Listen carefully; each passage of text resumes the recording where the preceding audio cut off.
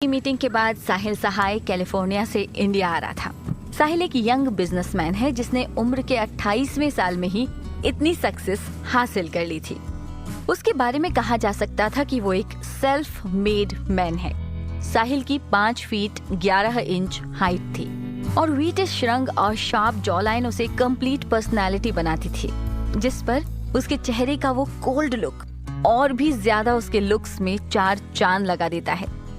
साहिल एक textile company का मालिक है जिसमें उसका पार्टनर है उसका दोस्त शौर्य मेहता। शौर्य काफी जॉली नेचर का इंसान है। उम्र 28 साल, 5 फीट 9 इंच की हाइट, गोरा रंग, ओवरऑल चार्मिंग पर्सनालिटी का मालिक। साहिल जब एयरपोर्ट पर पहुंचा तो वहां अपने इंतजार में शौर्य को खड़े हुए पाया।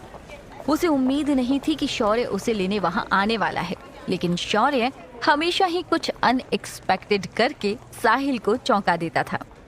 साहिल ने जब शौर्य को 2 लोगों के साथ वहां अपना इंतजार करते हुए देखा तो जाते ही सबसे पहले उसने शौर्य को अपने गले लगा लिया। शौर्य ने साहिल की पीठ थपथपाते हुए कहा, हाउ वाज योर ट्रिप?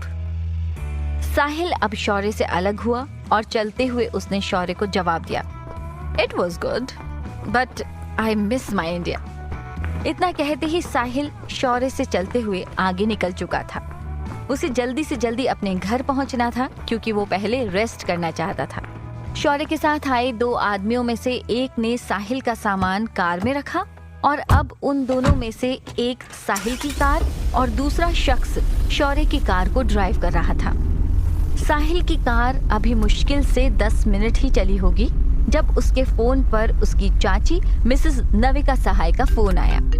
उम्र 45 साल, स्वभाव से एरोगेंट और देखने में स्टाइलिश और एलिगेंट लुक वाली मिसेस नविका किसी तरह साहिल की शादी अपनी पसंद की लड़की से करवाना चाहती थी, जिसके पीछे उनका सिर्फ एक ही मकसद था कि उसकी नजर साहिल की उस प्रॉपर्टी पर थी जो उसके दादाजी ने उसके नाम कर दी थी।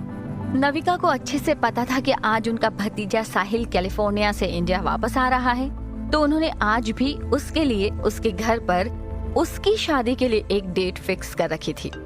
चाची का फोन आते देखकर साहिल समझ गया कि क्या माजरा हो सकता है।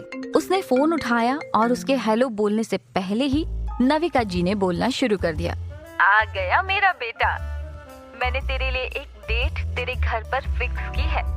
आई एम श्योर कि तुझे वो लड़की बहुत पसंद आएगी। आफ्टर ऑल वो मेरी पसंद जो है। साहिल ने जब अपनी चाची की बात सुनी तो उसने फौरन उनको टालने के लिए कहा, चाची, I am still in California and my flight is little late so can't be there on time. You can fix it for tomorrow. Navika ji ने मुंह बनाते हुए कहा, साहिल, तुझे तो पता है कि मुझे तेरी कितनी चिंता रहती है। 28 साल का हो चुका है तू और आज तक ना तो तूने कोई गर्लफ्रेंड बनाई है और ना ही किसी लड़की को पसंद करके शादी के लिए हाँ कहा। तू कब अपने बारे में सोचेगा? साहिल ने अपनी चाची जी को समझाते हुए कहा, शादी से भी ज्यादा जरूरी चीजें होती हैं लाइफ में, so let me focus on that. इतना कहते ही साहिल ने फोन रख दिया और ड्राइवर से कहा, take me to the hotel Hyatt. Sahil को इस बात का अंदाजा हो चुका था कि उसकी चाची जल्दी से जल्दी उसकी शादी कराना चाहती हैं और वो अभी तक ऐसी किसी लड़की से नहीं मिला था जिसके साथ वो शादी करके अपनी लाइफ स्पेंड करना चाहे। साहिल पूरी तरह से वर्कोहॉलिक है, जिसे अपने काम के अलावा और किसी चीज का जुनून नहीं है। इस समय वो एकदम शांति से रेस्ट करना चाहता था, जो कि इस समय उसे अपने खुद के घर में नहीं मिलने वाला था। एंड थैंक्स टू चाची जी, इसलिए उसने होटल की तरफ अपनी कार को डाइवर्ट करवाया। कुछ ही टाइम में साहिल की कार होटल हयात के मेन एंट्रेंस पर खड़ी थी। साहिल ने अपनी कार को वहां से ले जाने के लिए बोल दिया और होटल के अंदर आते हुए अपने लिए अपना फेवरेट रूम अपने कॉर्पोरेट अकाउंट से बुक किया। अक्सर अपनी चाची के दिए हुए मैरिज स्ट्रेस से बचने के लिए साहिल वहां आ जाया करता था, क्योंकि ये कोई उसकी पहली डेट नहीं थी जो उसकी चाची ने उसके लिए फिक्स की थी। साहिल अपने होटल रूम की तरफ बढ़ रहा था कि उसे कॉरिडोर में कोई जाना पहचाना शख्स दिखाई दिया। असल में वो कोई और नहीं बल्कि साहिल की चाची मिसेस नविका सहाय थी। जो वहाँ पर अपने किटी फ्रेंड ग्रुप के साथ आई थी और वहीं पास में बुक एक रूम में उनकी किटी पार्टी होने वाली थी। साहिल इस समय उनके एकदम सामने ही था। उसे कुछ समझ नहीं आ रहा था कि उस सिचुएशन को अवॉइड करने के लिए वो क्या करे, इसलिए उसने उनसे बचने के लिए वहीं अपने बगल से गुजरती हुई एक रूम सर्विस स्टाफ का हाथ पकड़कर उसे अपने करीब खींच लिया।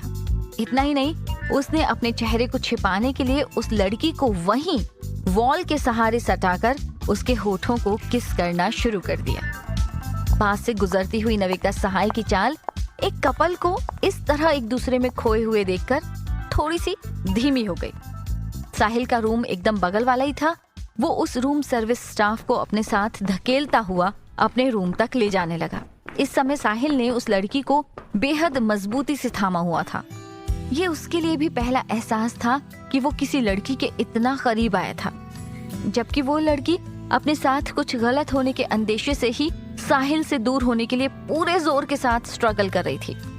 आखिरकार साहिल ने अपने रूम का डोर खोला और उस लड़की को अंदर धकेलते हुए उसने रूम का डोर अंदर से लॉक कर दिया। नविका जी, जो वहाँ से अपनी कुछ फ्रेंड्स के साथ गुजर रही थी, अपनी दोस्तों से बोली, देखा आजकल के बच्चे कितने एडवांस हो चुके हैं, और एक मेरा भतीजा साहिल है जो इन सब से कोसों दूर है। यार कोई तो बताओ कि मैं उसकी शादी करवाने के लिए आखिर ऐसा क्या करूं? नविका के उसी फ्रेंड ग्रुप की दूसरी लेडी ने कहा, मुझे तो लगता है कि साहिल के लिए तुम्हें किसी लड़की को खुद पसंद करना चाहिए जो ज्यादा से ज्यादा टाइम उसके साथ बिताए और साहिल को अपने आप प्यार करने पर मजबूर कर दे। फिर तो साहिल को अपने दिल के हाथों मजबूर होना ही पड़ेगा। नविका के ग्रुप की तीसरी लेडी ने कहा, मुझे नहीं लगता कि ये सब करना ठीक है। It's all wrong. उसे जब प्यार होना होगा हो जाएगा, तुम्हें उसकी लाइफ में इंटरफेयर नहीं करना चाहिए। नविका ने कहा, इट साउंड गुड जब उस शादी से तुम्हें पूरे 200 करोड़ की प्रॉपर्टी ना मिलने वाली हो। नविका की ये बातें सुनकर सभी की आंखें हैरानी से चौड़ी हो गईं। असल में साहिल के दादाजी ने अपनी प्रॉपर्टी का 60% शेयर साहिल के नाम कर दिया था, जबकि साहिल अपनी मॉम और डैड की कार एक्सीडेंट में डेथ होने के बाद से अपने दादा से बेहद नफरत करता था, क्योंकि कहीं ना कहीं वो उन्हें ही अपने पेरेंट्स की मौत का जिम्मेदार मानता था, जबकि साहिल के दादाजी उसकी बहुत फिक्र करते थे। नविका की बातों ने वहाँ सबको सोचने पर मजबूर कर दिया था। इधर साहिल जब उस लड़की को धकेलते हुए अंदर ले आया था, तब भी उसने अपनी पकड़ उस लड़की पर से जरा सी भी ढीली नहीं की थी। उस लड़की के पेशेंस ने जवाब दे दिया तो उसने एक जोरदार झटके से साहिल से अपने आप को दूर किया और एक जोरदार थप्पड़ साहिल के गाल पर जड़ दिया। साहिल ने अब जाकर उस लड़की के चेहरे को ढंग से देखा। उस लड़की का नाम नव्या वर्मा था। उसकी उम्र 23 साल थी। नव्या उस होटल में एक हाउस हेल्प की जॉब करती थी और अपने परिवार को संभालने के लिए एक अच्छी क्वालिफिकेशन होने के बावजूद मजबूरी में छोटी मोटी नौकरी कर रही थी। नव्या की हाइट 5 फीट 5 इंच, गोरा साफ रंग, लीन फिगर, काले लंबे बाल और बड़ी बड़ी खूबसूरत आंखें। इस समय जब साहिल की नजर नव्या पर थी तो साहिल की इस किस के बाद नव्या के होठ एकदम सुर्ख लाल हो चुके थे। नव्या की आंखों में गुस्सा झलक रहा था और उसका चेहरा भी गुस्से से एकदम लाल हो चुका था। साहिल ने एक झलक में ही नव्या के चेहरे के इंच इंच को अपनी नजरों में बसा लिया था। नव्या साहिल को दूर धकेलते हुए वहां से बाहर चली गई। उसने साहिल को अपने आप को एक्सप्लेन करने का मौका भी नहीं दिया कि उसने ये सब उसके साथ आखिर क्यों किया। अगर वो उसे एक मौका भी देती तब भी नव्या को साहिल का ये स्टेप गलत ही लगना था। साहिल उस पल को जैसे जी गया था।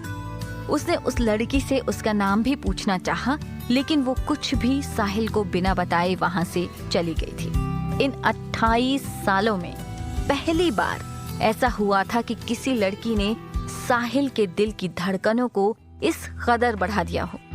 वो अपने होठों पर अभी भी उस किस के एहसास को महसूस कर रहा था। उसके लिए उस खूबसूरत लड़की का चेहरा भूलना मुश्किल हो रहा था।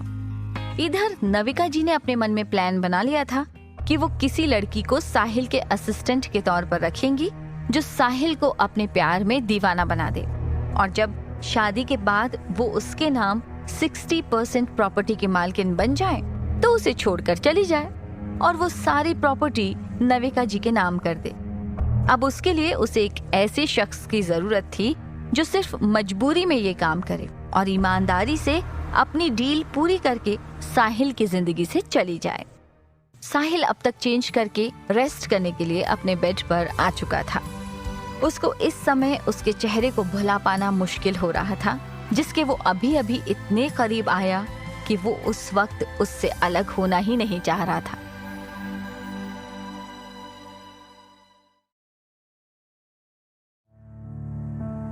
इधर नव्या अभी भी उस